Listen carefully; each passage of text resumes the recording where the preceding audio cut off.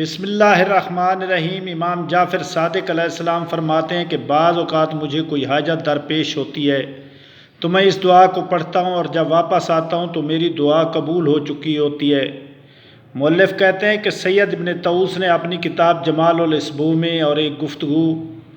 درج کی ہے جس کا خلاصہ یہ ہے کہ جب تم خدا سے کوئی حاجت طلب کرو تو تمہاری حالت کم از کم ایسی ہونی چاہیے جیسے کہ کسی دنیاوی حاکم کے پاس کوئی اہم حاجت لے کر جاتے ہو۔ وہ اس طرح کہ جب تمہیں کوئی حاکم سے حاجت ہوتی ہے تو تم اس کے ہر ممکن رضا و خوشنودی حاصل کرنے کی کوشش کرتے ہو، اسی طرح خدا سے حاجت طلب کرتے وقت بھی اس کی رضا و خوشنودی حاصل کرنے کی کوشش کرو۔ ایسا نہ ہو کہ دنیاوی حاکم کی طرف تو تمہاری توجہ زیادہ ہو اور خدا تعالیٰ کی طرف توجہ کم ہو۔ یہ کیسے ہو سکتا ہے کہ خدا کی رضا کے لیے تو کم تر کوشش کی جائے اور مخلوق کی رضا کے لیے زیادہ کوشش کی جائے؟ پس جب تمہارے نزدیک خدا کی قدر و منزلت اس کے بندوں کی نسبت کم ہوگی تو تمہیں خدا کیسے عطا کرے گا؟ اس طرح تو بہت ہی مشکل ہوگا کہ تم نماز یا روزے کے ذریعے بھی اس سے اپنی حاجت روائی کرا سکو، اور حاجت روائی کے لیے تم نماز زیارت یا روزہ کے بارے میں بدگمانی رکھتے ہو۔ چنانچہ اللہ تعالیٰ ان لوگوں کی مذمت کرتا ہے جو اس کے بارے میں بدگمانی کرتے ہیں، جیسا کہ فرماتا ہے یا ظنون باللہ ظن السوء علیہم دائرۃ السوء۔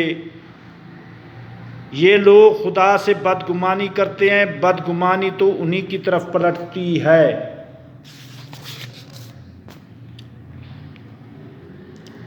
ہاں تو پورے اطمینان اور مکمل اعتماد کے ساتھ اس کی رحمت اور وعدوں پر بھروسہ کرو اور جانتے رہو کہ خدا کے نزدیک تمہاری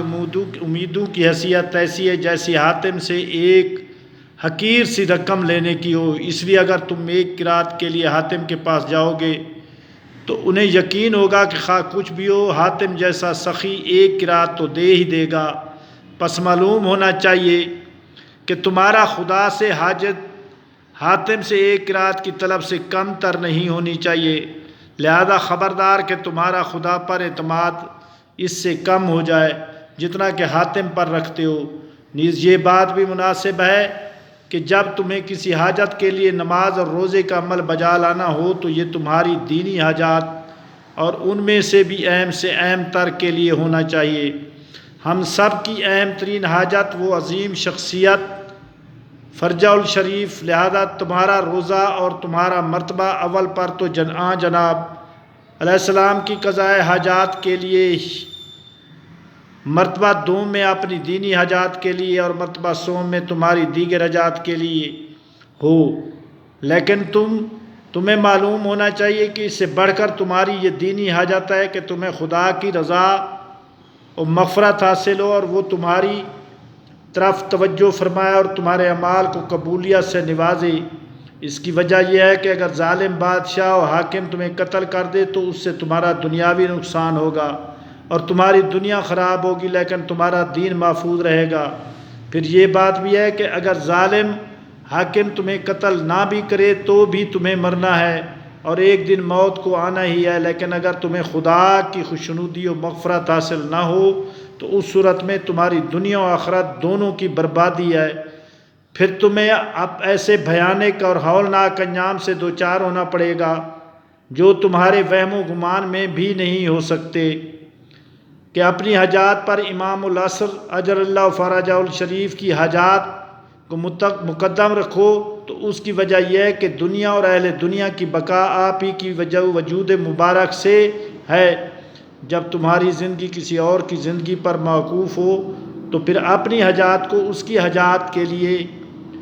مقدم کر سکتے ہو، بلکہ واجب ہو جاتا ہے کہ اس کی حاجت کو اپنی حاجات پر فوقیت دی جائے اور اس کی مراد کو اپنی مراد پر مقدم کیا جائے۔ پھر یہ بھی معلوم ہونا چاہیے کہ وہ مخدوم